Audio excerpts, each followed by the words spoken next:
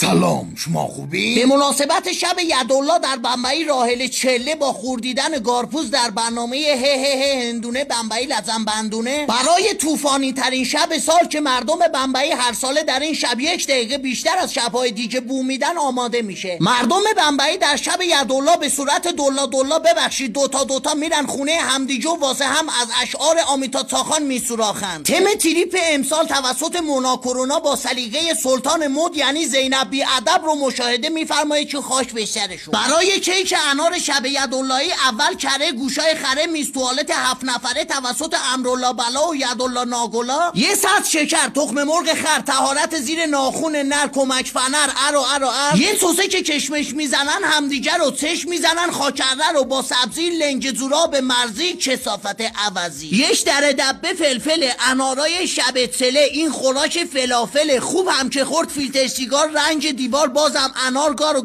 امرالله زیر روش میکنه، بهداشت و بیهوش میکنه، مواد که گسنوش میکنه یدالله لزن توش میکنه. خیلی کثیف و ظالبا تا رفت وسط غالبا رئیس هیئت 3 چرخ سواران هندوستان میذارشون تو تنور بربری تا کیک شب یدالله درست بشه. اینم تهیه بس هاباریو بیچاره هی آب انار میگیره، هی میگه من براش انار بودم ولی اون انار رو دوست داشت. سشای داداش شب چلتونم مبارک، آیلا بلود زیگه دونم بخورم.